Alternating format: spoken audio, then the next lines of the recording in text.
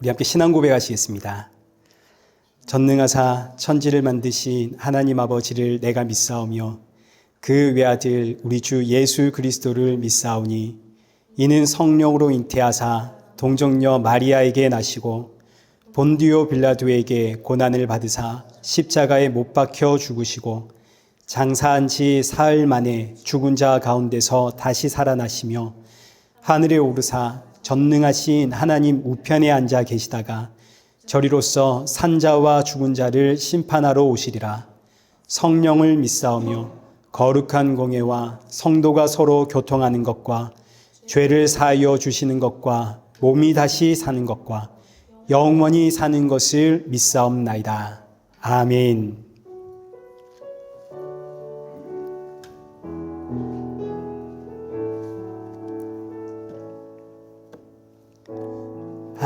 하늘의 문을 여소서 이곳을 주목하소서 주를 향한 노래가 꺼지지 않으니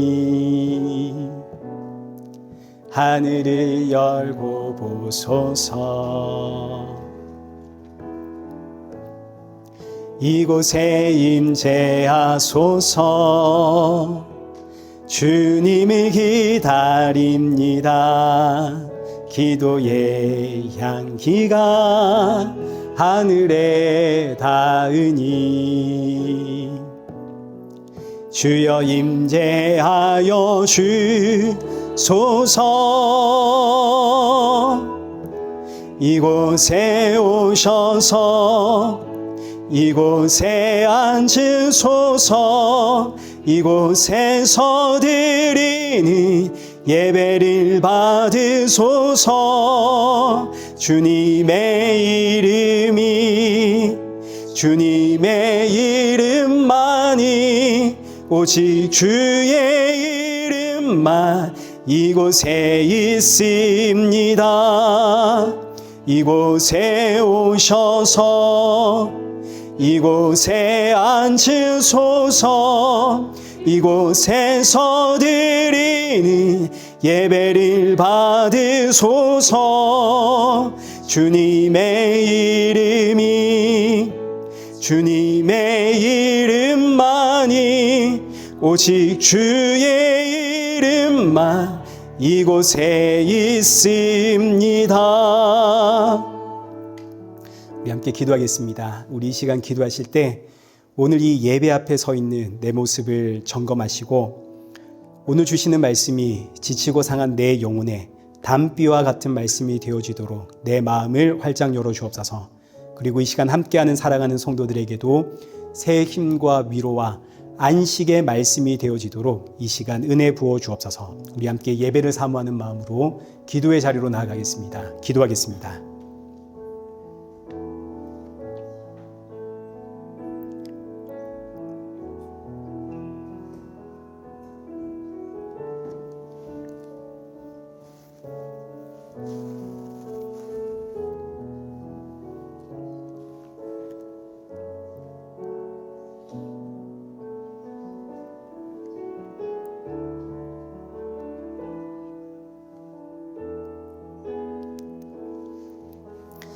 살아계신 하나님 아버지, 오늘 우리를 이 귀한 예배의 자리로 인도하심에 감사를 드립니다. 지치고 상한 심령들 이 자리에 모였사오니 오늘의 이 예배가 사랑하는 성도들에게 위로와 평안과 안식의 예배가 되어지도록 은혜 부어 주옵소서. 주가 주시는 생명의 말씀으로 새롭게 시작하는 이 한 주를 살아가게 하시고 날이 가면 갈수록 우리 주 예수 그리스도의 십자가의 은혜와 사랑만이 우리 안에 더욱더 충만해지는 복된 믿음의 성도들 되게 하여 주옵소서. 예수님의 이름으로 기도드리옵나이다. 아멘. 우리 함께 교독문 제33번 교독하시겠습니다. 교독문 제33번입니다. 하나님이여 주의 판단력을 왕에게 주시고 주의 공의를 왕의 아들에게 주소서.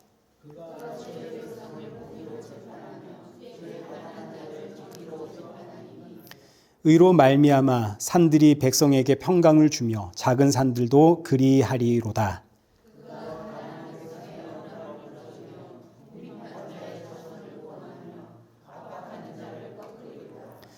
그들이 해가 있을 동안에도 주를 두려워하며 달이 있을 동안에도 대대로 그리하리로다.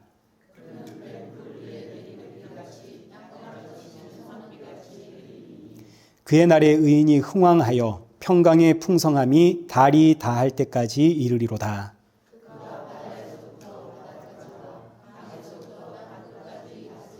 함께 읽겠습니다. 모든 왕이 그의 앞에 부복하며 모든 민족이 다 그를 섬기리로다. 아멘. 우리 시간 찬송가 37장 우리 찬양하신 이후에 정성백 장로님 나오셔서 우리를 대표해 기도해 주시겠습니다.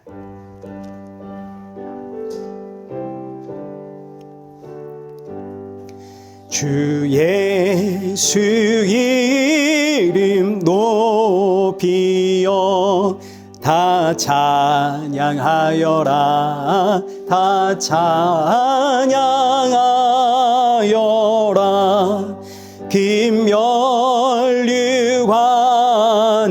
드려서 마유의 주를 찬양하세. 찬양 찬양 찬양 마유의 주 찬양.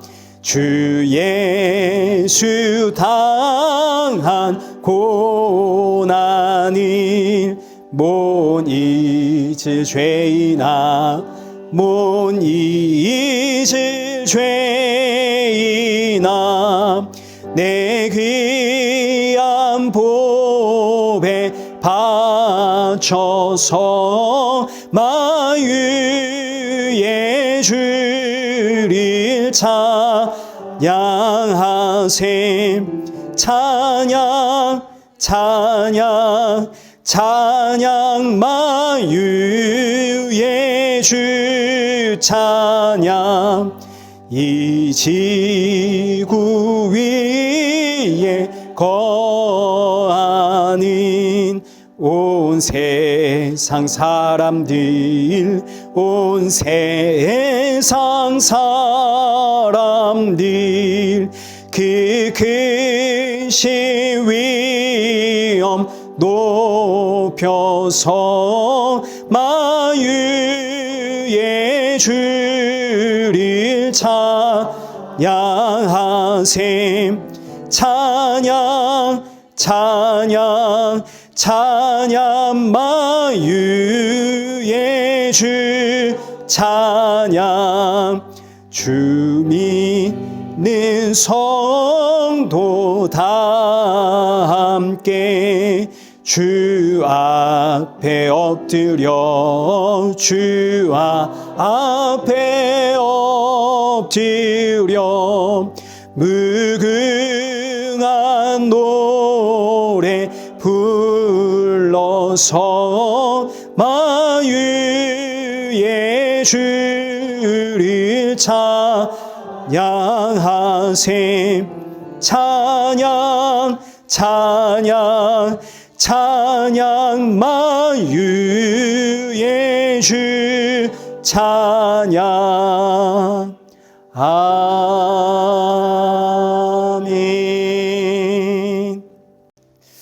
우리 오늘 보실 하나님의 말씀 고린도 전서 14장 13절에서 25절까지의 말씀입니다. 고린도 전서 14장 13절에서 25절 우리 한 절씩 교도하겠습니다. 그러므로 방언을 말하는 자는 통역하기를 기도할지니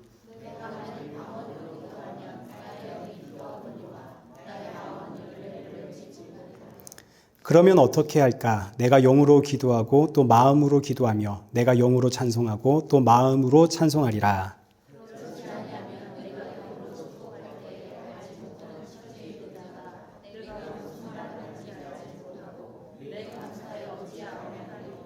너는 감사를 잘하였으나 그러나 다른 사람은 덕세움을 받지 못하리라.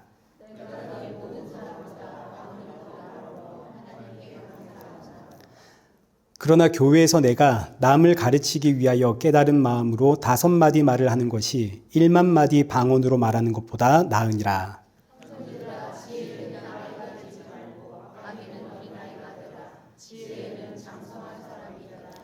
율법에 기록된 바 주께서 이르시되 내가 다른 방언을 말하는 자와 다른 입술로 이 백성에게 말할지라도 그들이 여전히 듣지 아니하리라 하였으니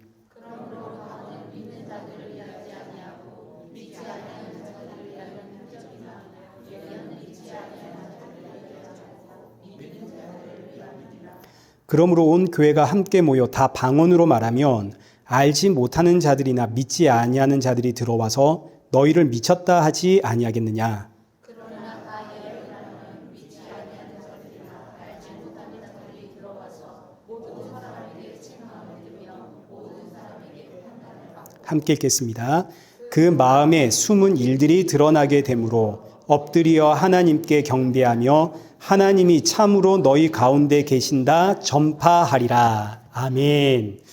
우리 교회 소식 알려드리겠습니다. 우리 다음 주 대표 기도는 박재환 집사님 부탁을 드리겠습니다. 그리고 우리 한국에서 성경의 권사님 가족이 이렇게 무사 귀환하셨습니다. 잘 오셨습니다. 우리 큰 박수로 환영하겠습니다. 네, 그리고 우리 여기 앞자리에 우리 젊은 여행객입니다. 여행객 청년 2분이 오셨는데, 보통 이 새로운 가족 들어오면 제일 뒷자리에 앉든지 이렇게 하는데 세상에 제일 앞자리에 참 얼마나 감사한지 모릅니다. 예, 박수로 환영하시고요. 즐겁고 행복한 여행 보내시고 가십시오. 그리고 오늘 또 맛있는 음식 준비되어 있으니까 그것도 같이 잡숫고 가시면 좋겠습니다. 오늘 음식은 우리 김희영 권사님이 맛있는 떡볶이하고 김밥을 세상에 준비를 하셨습니다. 우리 맛있게 먹겠습니다. 우리 이 시간 헌금 봉헌하겠습니다.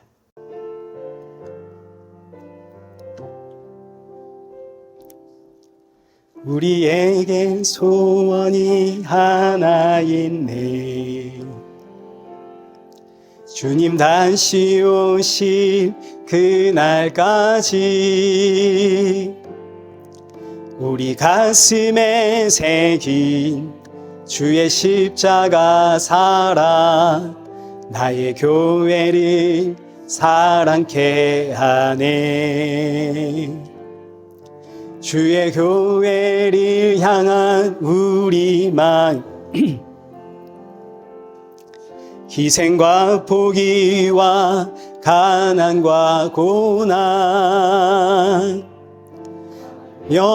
죽음조차 우릴 막을 수 없네. 우리 교회는 이 땅의 희망 교회를 교회되게 예배되게 우릴 사용하소서. 진정한 부흥의 날 오늘 임하도록 우릴 사용하소서. 기도하겠습니다. 살아계신 하나님 아버지, 오늘도 사랑하는 성도들 빈손으로 나오지 않고 또 귀한 예물 들고 나오게 하심 감사를 드립니다. 이 예물 준비할 때마다 날 위해 십자가에 죽으신 예수 그리스도를 기억하는 우리 성도들 되게 하시고 주님 앞에 드림이 나의 기쁨이고 나의 모든 것이 언제나 주의 것이라는 이 신앙 고백을 잊지 않는 우리 성도들 되게 하여 주옵소서. 예수님의 이름으로 기도드리옵나이다. 아멘.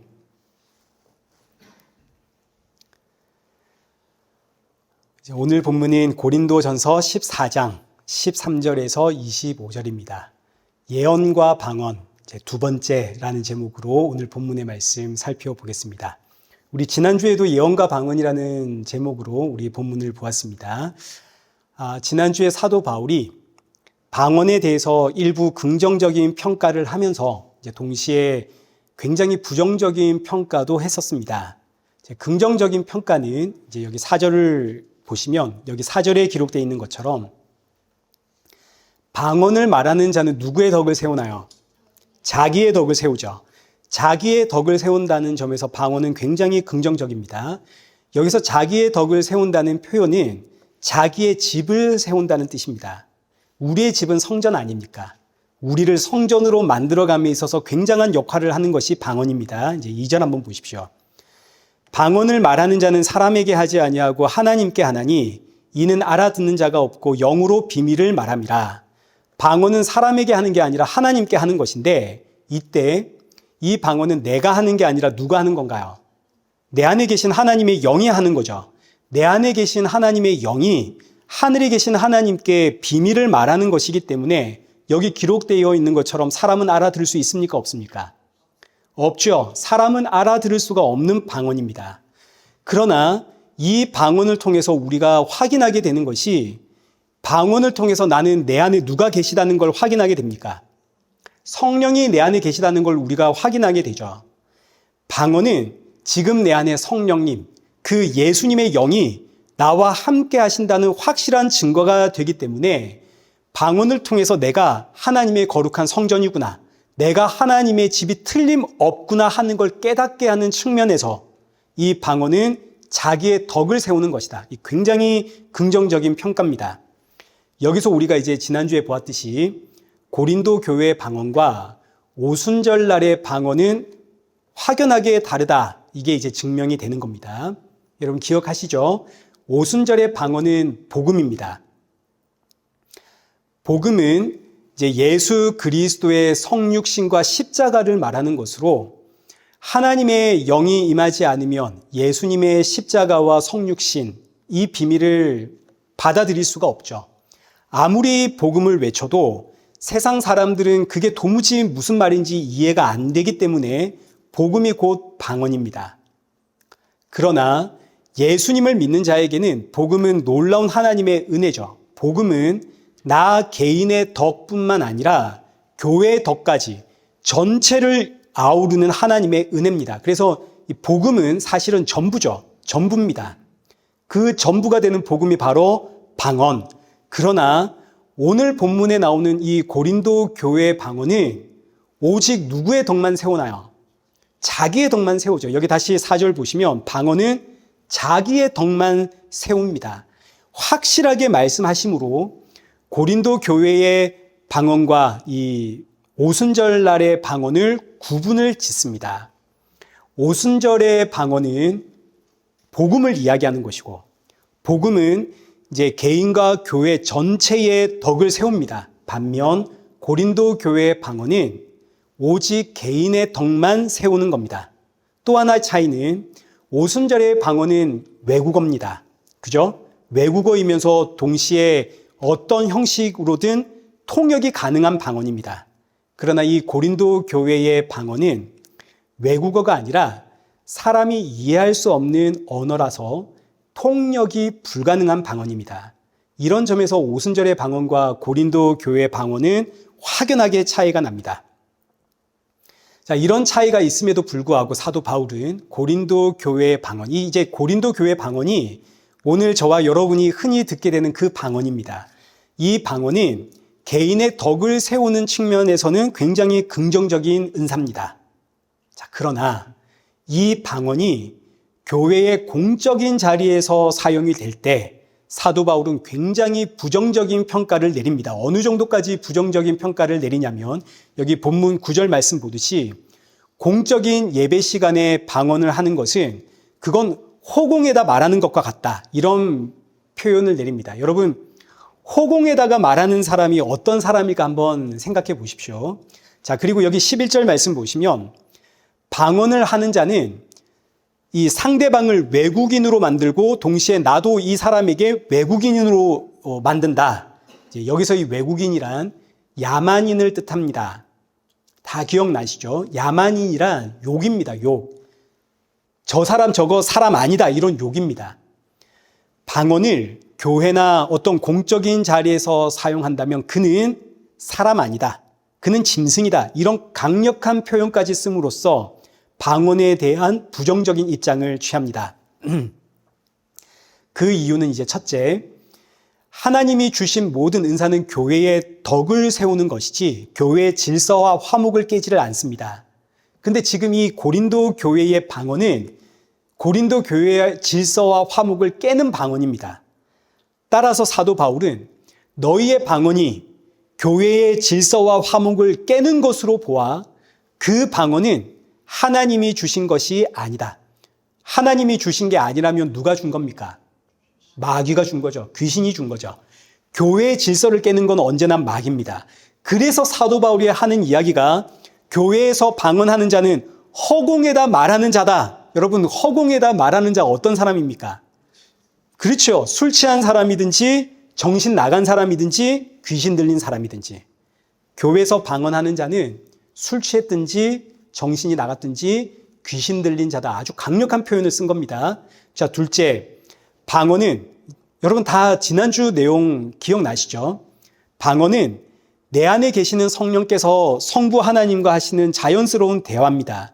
그러니 방언은 성령님이 원하실 때 나오는 게 정상적인 것이고 자연스러운 겁니다. 맞습니까? 아닙니까? 맞죠? 그런데 지금 이 고린도 교회의 방언은 자기들이 원할 때 나오는 방언입니다.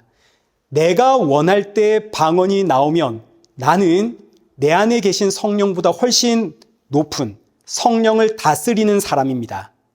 그러니 사도 바울이 말하길 너는 사람도 아니다. 이런 이야기입니다. 너는 하나님의 피조물이 아니다. 본문에서 이방인이라고 표현을 했는데 이게 사실 야만인, 짐승 이런 뜻이거든요. 자, 그래서 이렇게 교회와 예배 시간에 방언을 하는 자에 있어서 사도 바울은 강력한 이제 부정적인 입장을 취하고 있는 거 우리가 보았습니다. 이게 지금 우리에게 가르치는 내용입니다. 그러니까 사도 바울이 교회에서 방언하라는 이야기입니까? 하지 말라는 이야기입니까? 교회에서는 방언하지 말라는 이야기입니다. 그리고 이제 계속해서 오늘 본문의 말씀을 보겠습니다. 오늘 본문도 이제 그 다음에 이어지는 방언과 예언에 대한 내용입니다. 우리 13절 보겠습니다. 그러므로 방언을 말하는 자는 통역하기를 기도할지니 교회에서 방언으로 말하려고 한다면 먼저 통역하기를 기도해서 통역의 은사를 받으면 그때 방언을 해라 이런 이야기입니다. 그런데 이 의미는 이제 지난주에도 말씀을 드렸지만 고린도 교회의 방언은 통역이 없습니다. 이건 통역이 불가능한 방언입니다. 그렇기 때문에 여기 13절의 말씀은 교회에서 방언하지 말라는 이야기입니다. 방언을 하려면 통역의 은사를 받을 때까지 침묵해라 이거죠. 그러니까 결국 한마디로 영원히 침묵해라 이 말입니다. 영원히 침묵해라. 그리고 나서 이제 14절 보십시오. 내가 만일 방언으로 기도하면 나의 영이 기도하거니와 나의 마음은 열매를 맺지 못하리라. 이제 사도 바울이 방언 기도의 장점과 단점에 대해서 설명을 하는데 방언 기도의 장점은 뭐냐면 내 영이 기도를 하는 겁니다. 내 영이. 내 안에 성령님이 하나님 앞에 기도함으로써 성령님, 예수님이 지금 나와 함께 하신다는 확신을 준다는 이런 차원에서의 장점이 있습니다. 방언 기도의 장점은 대단하죠. 반대로 단점은 뭐냐면 방언 기도는 내 안에 그 어떤 열매도 맺지를 못하게 하는 게 단점입니다. 지금 여기 말씀을 보시면 내 마음에 어떤 열매도 맺지를 못한다. 여기서 마음이 뭐냐면 생각하고 판단하는 이성을 뜻하는 게 이 마음이라는 단어입니다. 우리는 생각하고 판단하는 이성이 머리에 있다고 생각하지 않습니까? 근데 유대인들은 생각하고 판단하는 이성은 마음에 있다라고 생각을 했습니다. 그래서 사람의 마음을 그 사람의 인격이라고 표현을 합니다. 그 사람의 됨됨이, 그 사람의 인격이 마음에 있다. 근데 방언의 기도는 그 사람의 마음, 그 사람의 인격에 아무런 열매도 맺지를 못하게 한다 이거죠. 왜냐하면 방언은 알아들을 수 없는 말이기 때문입니다. 알아들을 수 없는 말은 우리의 인격을 성장시킬 수 없고 성숙하게 만들 수가 없습니다. 말을 알아들어야 그 말을 듣고 회개를 하든 반성을 하든 그 말을 듣고 도전을 받든 감동을 받든 그렇게 내가 조금씩 변화되고 성장하고 그럴 거 아닙니까?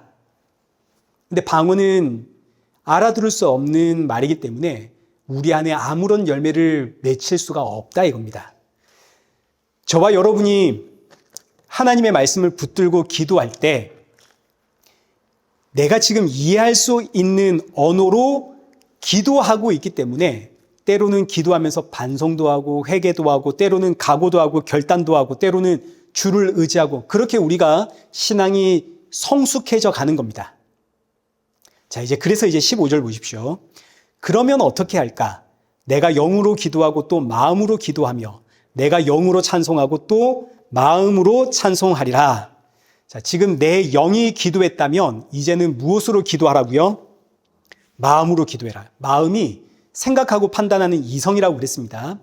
방언으로 기도했다면 그 다음은 이성으로 기도를 해라, 이런 이야기입니다. 이제 이 말씀을 가지고 보통 그 방언으로 기도하시는 분들이 종종 입으로는 방언 기도를 하고 이제 머리로는 기도하는 분들이 계십니다. 이제 전문 용어로 일타쌍피 그러죠. 기도 한 방에 두 가지를 해결하겠다. 나는 영으로 기도하면서 이제 이성으로 머리로 기도하겠다. 이제 이렇게 기도하는 거 좋습니다. 그렇게 기도하십시오. 근데 문제는 뭐냐면 이걸 통역이라고 착각하시는 분들이 계시는데 이게 이제 문제가 되는 겁니다. 지금 내가 머리로 생각하는 말이 방언으로 나온다라든지 혹은 내가 방언으로 말하면서 내 머릿속에 떠오르는 이 기도의 제목들이 이게 바로 방언을 통역한 것이다, 이렇게 생각하는 분들이 계시거든요.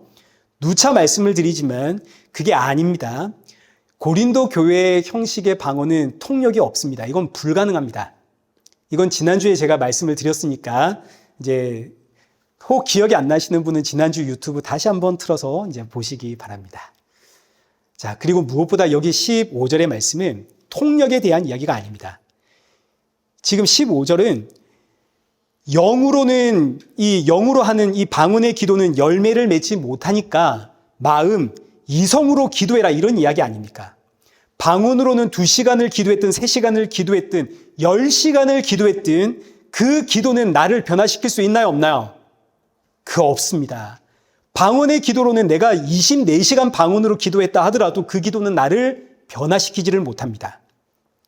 나를 변화시키는 기도는 내가 말씀을 듣고 말씀을 읽고 그 말씀 붙잡고 내 입을 열어 하나님 앞에 내가 하는 고백의 기도입니다. 자, 그런데 이어지는 16절과 17절 보십시오. 지금 16절과 17절 말씀을 보니까 지금 사도 바울이 말하고 있는 이 방언의 기도가 대표 기도라는 걸 알 수가 있습니다. 교회의 공적인 예배 시간에 하는 대표 기도. 16절 보십시오. 그렇지 아니하면 내가 영으로 축복할 때에 알지 못하는 처지에 있는 자가 내가 무슨 말을 하는지 알지 못하고 내 감사에 어찌 아멘하리요. 너는 감사를 잘하였으나 그러나 다른 사람은 덕세움을 받지 못하리라. 지금 이 말씀을 보니까 지금 사도 바울이 방언을 지적하고 있는데 이게 공적인 예배 시간에 대표 기도라는 걸 알 수가 있는 겁니다. 고린도 교회의 성도들이 대표 기도 시간에 방언으로 기도를 했다 이거죠.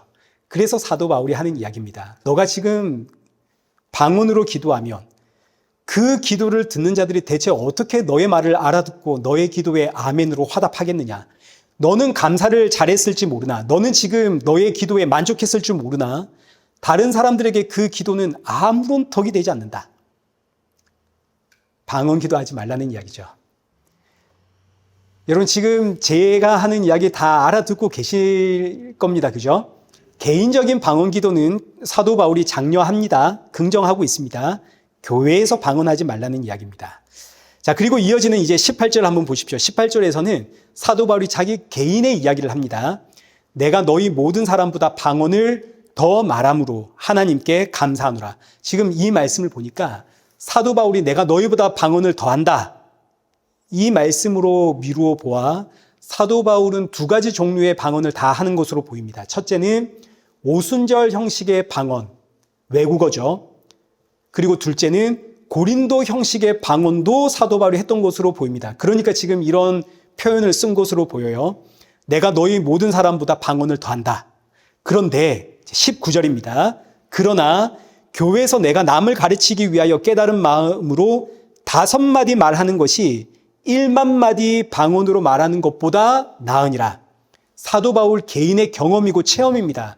내가 너희 누구보다 방언을 훨씬 더 잘하지만, 더 많이 하지만, 그러나 내가 보니까 남을 가르치기 위해 깨달은 마음 5마디 하는 게 1만 마디 방언하는 것보다 낫더라.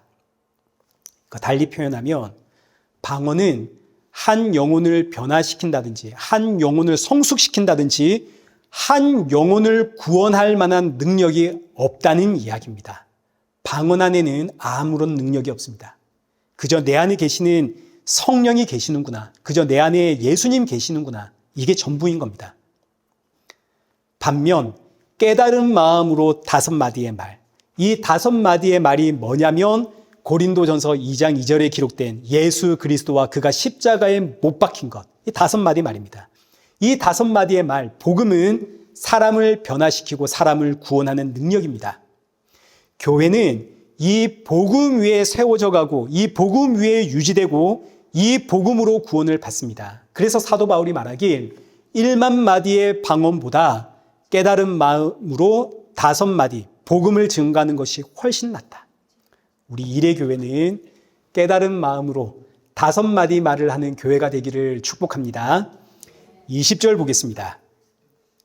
형제들아, 지혜에는 아이가 되지 말고 악에는 어린아이가 되라. 지혜에는 장성한 사람이 되라. 자, 지금 이 말씀을 통해서 사도 바울이 고린도 교회에 2가지를 알려주는데, 첫째는 지혜에는 아이가 되지 말고 장성한 사람이 되어라. 여기서 장성한이라는 이 단어가 성숙한, 완전한, 헌신적인 이런 뜻을 가집니다. 그리고 지혜는 원어로 여러 가지의 의미가 있지만 사실 지혜는 누굽니까? 그렇죠. 하나님이 지혜 아닙니까? 예수 그리스도가 지혜입니다. 하나님이 지혜. 그러니 지혜에 장성한 사람이 되라, 이 의미는 하나님 앞에서 장성한 사람이 되어라.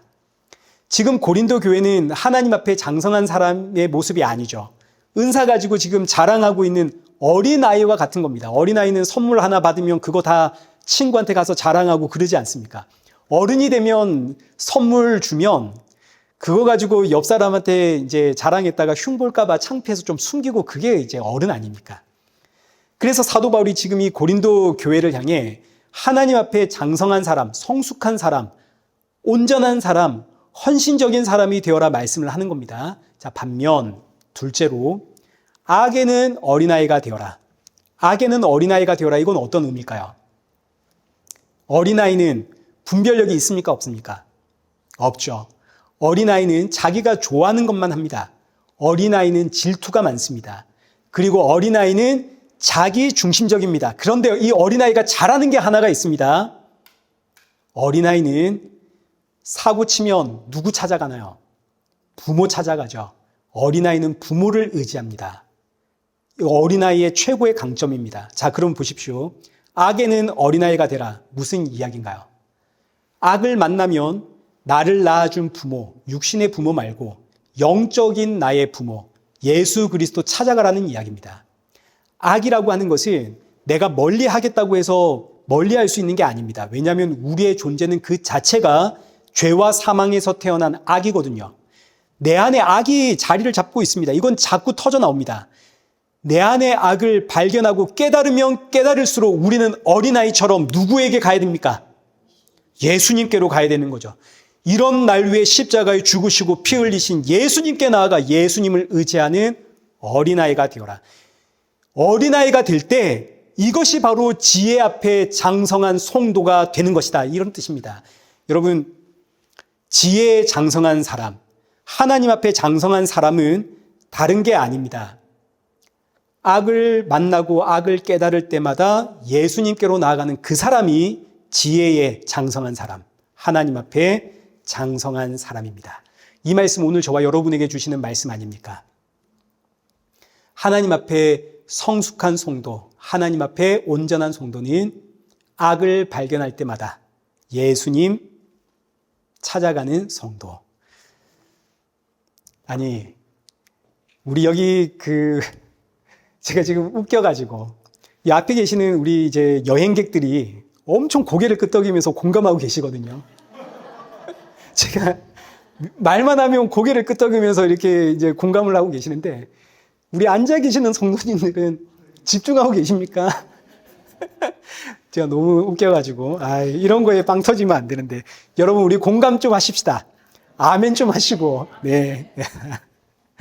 자, 그리고 나서 이제 사도 바울이 다시 방언의 이야기를 합니다. 21절 보겠습니다. 율법에 기록된 바 주께서 이르시되 내가 다른 방언을 말하는 자와 다른 입술로 이 백성에게 말할지라도 그들이 여전히 듣지 아니하리라 하였으니, 지금 사도 바울이 갑자기 방언 이야기를 하고 있다가 율법에 기록되어 있는 방언 이야기를 끄집어 가지고 옵니다. 여기 이제 율법은 구약 성경을 이야기하고, 여기 기록된 인용된 글은 이사야 28장 11절의 말씀입니다. 우리 한번 보겠습니다. 그러므로 더듬는 입술과 다른 방언으로 그가 이 백성에게 말씀하시리라. 지금 이게 어떤 상황이냐면, 이스라엘 백성들이 지금 이 이사야서의 배경입니다. 28장의 배경. 이스라엘 백성들이 하나님께 범죄함으로 하나님께서 이스라엘이 받을 그 심판을 미리 말씀하는 상황인 겁니다. 더듬는 입술과 다른 방언을 하는 자가, 여기서 더듬는 입술이란 조롱하는 말을 뜻합니다. 조롱하는 말. 조롱하는 말과 다른 방언하는 자, 이방인, 외국인을 뜻하는 거죠. 그들이 와서 너희를 다스릴 것이다. 이 말씀 그대로 이제 아수르가 쳐들어와 가지고 이스라엘 백성들을 포로로 잡아가고 이제 다스리게 되는데, 이 사건을 사도 바울이 고린도 교회의 방언과 비유를 하는 겁니다. 아니, 지금 이사야서에 아수르가 쳐들어온 사건과 고린도 교회의 방언이 무슨 관계가 있는가? 이 말씀은 사도 바울이 아수르의 방언과 아수르 사람들의 말과 지금 고린도 교회의 방언, 이 방언을 서로 비교하고 있는 게 아니라 방언을 통해서 벌어지고 있는 일들을 비교하는 겁니다. 방언을 통해서 어떤 일들이 벌어지고 있는가, 이거 비교하는 겁니다. 자, 이제 보십시오. 아수르라고 하는 이방 민족이 이스라엘을 침략해 들어왔습니다. 이들은 이스라엘 백성들을 침략했고 이스라엘의 재산을 빼앗으려고 왔습니다. 자, 그러니 이 아수르 사람들이 이스라엘 백성들을 만나서 자기 말을 한다면 이스라엘 백성들은 그게 방언 아닙니까? 아수르 사람들이 이스라엘을 쳐들어와 가지고 이스라엘 향해서 뭔가 말을 한다면 그 말이 좋은 말, 칭찬하는 말, 격려하는 말이겠습니까? 아니겠죠. 이스라엘 백성들은 못 알아듣겠지만 그 내용은 결국 저거 빼앗아 와라, 저거 죽여라, 저거 불태워라, 저건 가져와라, 이런 내용일 거 아닙니까? 고린도 교회 방언이 이와 같다는 이야기입니다. 고린도 교회 안에서 누군가가 방언을 한다면 그 내용은 아수르 사람들이 이스라엘 쳐들어와 방언하면서 아수르의 재산을 빼앗아 가듯이 교회에서 방언하는 자들은 결국 너희의 재산을 빼앗아 가는 자들이다, 이런 뜻입니다. 그리고 이 의미는 오늘날 교회 안에 비일비재하게 일어납니다. 기도 은사 받았다는 분들이 방언으로 기도해 주면 이제 기도받은 성도들은 자발적으로 선물과 금품을 갖다 바칩니다. 혹은 기도에 용하다는 사람 찾아가서 선물과 금품을 바치죠. 여러분, 이런 일들이 실제로 일어나는데, 제가 한 달 전입니다. 유튜브를 통해서 광역 밴쿠버, 이제 코키틀람 어디에 있는 어느 교회의 실시간 예배 영상을 제가 봤습니다. 저만 본 게 아닙니다. 저도 봤습니다. 한국에 있는 어느 여자 목사님을 그 교회가 초청을 해가지고 이제 집회를 한 겁니다. 말씀 집회, 기도 집회를 열었는데, 제가 이제 누워서 그 실시간 영상을 봤거든요. 그날이 금요일, 그러니까 금요 철야 때 한 걸로 보여요. 침대에 누워서 이렇게 보는데, 이 여자 목사님이 보니까 천국을 한번 다녀오신 분입니다. 천국, 환상 중에 천국 한번 갔다 왔는데, 천국에서 보니까 지금 이 땅에 사는 하나님의 백성들, 성도들이 흰옷을 입고 있는데, 하나님께서 흰옷 입고 있는 성도들 죄를 지으면 7번까지는 용서해 주는데 그 다음부터는 하나님이 용서를 안 하고 그 흰옷을 벗겨버린다는 겁니다. 그럼 이제 구원을 못 받는 거죠. 그런데 천국에서 하나님이 자기한테 기도의 능력을 주었기 때문에 자기가 기도해 주면 다시 흰옷을 입고 이제 용서를 받는다는 거죠. 그래서 이제 자기가 기도해 줄 테니까 이제 지금부터 간절히 하나님께 회개 기도하라는 겁니다. 그리고는 이제 앞에 나가서 사람들 머리에 손 올리고 방언으로 이제 마이크 잡고 방언으로 막 기도하는데, 그때부터 난리가 났습니다. 교회가 막 뒤집어지고, 제가 그 실시간 현장을 제 두 눈으로 보면서, 야, 아니 어떻게 이렇게 말도 안 되는 소리에 사람들이 저렇게 열광하고 광적으로 아멘하며 기도할 수 있단 말인가? 근데 그게 멀리서 뭐 어느 교회가 아니라 야, 이 밴쿠버 안에서 이런 일들이 일어나다니 제 두 눈을 의심을 했습니다. 그리고 이제 제가 또 가만히 있으면 되는데 혼자 이제 씩씩거리다가 그 교회가 속해 있는 교단에다가 제가 전화를 했습니다. 이런 집회 검증된 사람 불러가지고 해야 되는 거 아닙니까? 그랬더니 충분히 검증하고 불렀다 하더라고요. 할 말이 없죠. 그니 보십시오. 아수르 사람들이 방언하며 이스라엘 백성들의 재산 빼앗아 가듯 오늘날에도 방언하면서 성도들의 금품을 갈취하는 사건들 일어나고 있습니다. 그런데도 여기 본문 21절 하반절에 기록된 것처럼 그들이 듣는다고요? 안 듣는다고요? 안 듣는다고요. 무엇을? 하나님의 말씀을. 이 의미는 그들은 하나님의 백성이 아니라는 의미가 이제 뉘앙스가 포함되어 있는 겁니다. 사도 바울이 그런 의미로 쓰는 겁니다. 이들은 믿지 않는 자다. 방언을 하는 자들이 그들의 재산 빼앗아도 이들은 하나님의 말씀을 듣지 않더라. 방언의 재산을 빼앗기고 바치는 이들은 결국 하나님의 백성이 아니라는 이야기입니다. 그래서 이제 이어지는 말씀이 어디로 가냐면 22절에 그러므로 이렇게 가는 겁니다. 그러므로 방언은 믿는 자들을 위하지 아니하고 믿지 아니하는 자들을 위하는 표적이나 이 말씀을 이제 잘 이해를 해야 됩니다. 여기서 그러므로 하고 시작하는 것은 앞절과 연결해서 읽으라는 이야기입니다. 근데 앞절과 연결하지 않고 그러므로를 떼버리고 이제 이 말씀만 읽으면 방언은 믿는 자들을 위한 게 아니라 믿지 아니하는 자들을 위한 표적이구나. 방언을 하게 되면 믿지 않는 사람들이 야 과연 하나님 살아 계시는구나. 그리고 하나님께로 돌아오게 되는구나. 이제 이런 식으로 오해를 하게 됩니다. 이게 이제 오해가 아니라면 이제 이어지는 23절도 한번 보십시오. 그러므로 온 교회가 함께 모여 다 방언으로 말하면 알지 못하는 자들이나 믿지 아니하는 자들이 와서 너희를 뭐라고 한다고요? 미쳤다 하지 않겠느냐. 그러니까 방언이 믿지 않는 사람들을 위한 표적인데 이어지는 말씀이 너희가 방언하며 믿지 않는 사람들이 너희를 보고 미쳤다 하지 않겠느냐. 그러니까 지금 이게 말이 안 되죠. 자, 그래서 이 22절은 21절과 연결해서 봐야 되는 겁니다. 21절에서 방언은 어떻게 쓰였냐면 방언하는 자들은 이스라엘의 재산을 빼앗는 자들이다 이렇게 사용이 되었습니다. 그런데 이스라엘 백성들이 재산을 빼앗기면서도 하나님의 말씀을 듣지를 않습니다. 결국 이들은 하나님의 백성이 아닌 겁니다. 그렇기 때문에 그러므로 22절에 참된 방언이란 믿는 자들을 위한 것이 아니라 믿지 아니하는 자들을 위한 표적이다. 여기서 믿지 아니하는 자들은 불신자를 이야기하는 게 아니라 난 정말 하나님의 백성인가? 마음에 의심이 있는 성도를 뜻하는 표현입니다. 예수님을 옳게 믿는 성도는 방언이 필요 없죠. 방언은 이미 예수 그리스도 안에서 하나님의 백성이 되었지만 그러나 내 마음에 확신이 없는 성도들, 그들에게 주는 표적이 방언입니다. 원래 학원은 지금은 학원이 이제 공부 잘할수록 학원을 더 다니는데 원래 학원이라고 하는 개념은 공부를 잘하는 애가 가는 데입니까? 못하는 애가 가는 데입니까? 원래라면. 못하는 애가 가는 곳이죠. 학교 수업으로 충분한 애들은 학원 갈 이유가 없습니다. 학교 수업으로 내가 그걸 못 따라가니까 이제 보충 수업하려고 학원 가는 겁니다. 방언이라는 은사가 이와 같은 겁니다. 학교 수업으로 남들은 다 진도 따라가는데 내가 못 따라가죠. 부모가 보니까 야 이거 어떡하나 방치할 수도 없고 그래서 너 학원이라도 가라. 부모님의 사랑이면서 동시에는 여기에는 내 자녀가 남들보다는 조금 모자라다 이게 지금 들어가 있는 거 아닙니까? 바로 이 이야기입니다. 참된 방언은 내 자녀가 조금 모자라서 남들보다 조금 덜 떨어져서 이들을 위한 표적이 방언이다 이겁니다. 반면 여러분 여기서 그래서 방언하시는 분들이 하나 덜 떨어졌단 말인가 이러시면 안 되는 겁니다. 표현이 그렇다 이겁니다. 모든 사람들에게 하나님이 각자에게 맞춤형으로 주신 겁니다. 반면 예언은 믿지 아니하는 자들을 위하지 않고 믿는 자들을 위함이라. 여기서 믿는 자들이란 지금 예수님을 믿고 있는 성도뿐만 아니라 장차 예수님을 믿을 앞으로 예수님을 믿을 모든 하나님의 백성들을 포함하는 표현입니다.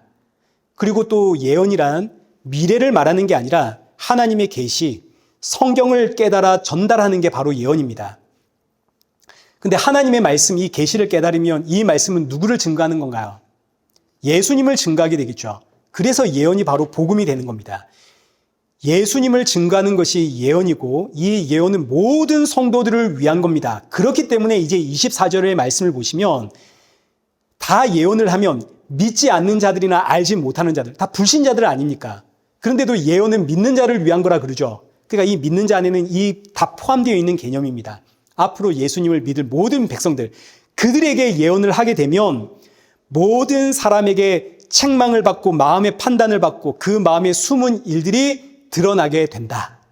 예언을 하면 지금 믿지 않는 자들이나 지금 예수 그리스도를 알지 못하는 자들, 그러나 창세전에 하나님의 백성으로 예정되어 있는 모든 성도들은 전부 예언을 통해 책망을 받고 마음에 숨은 일들이 드러나 예수 그리스도 앞에 엎드리게 되는 겁니다.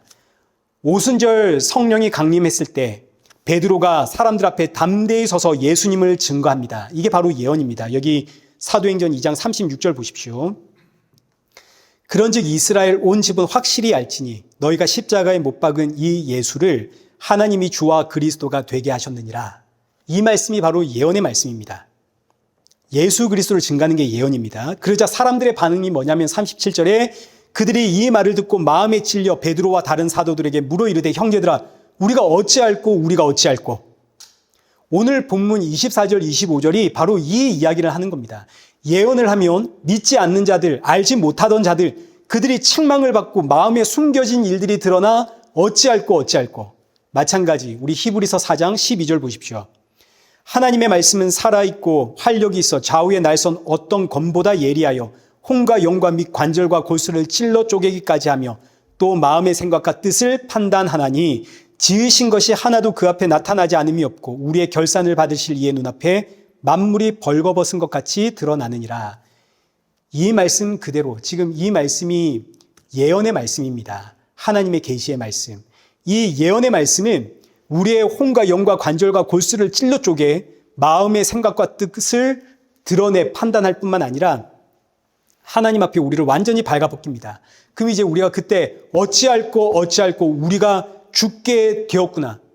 그 순간 우리가 발견하게 되는 게 뭐냐면 이런 날 위에 십자가에 죽으시고 그 피로 나에게 의의 옷을 입혀주신 예수 그리스도를 우리가 그때 발견하게 되는 겁니다. 나의 구원자가 계시는구나. 나의 생명의 반석이 되시는 분이 지금 나와 함께 하시는구나. 예수님이 나와 함께 하시는구나.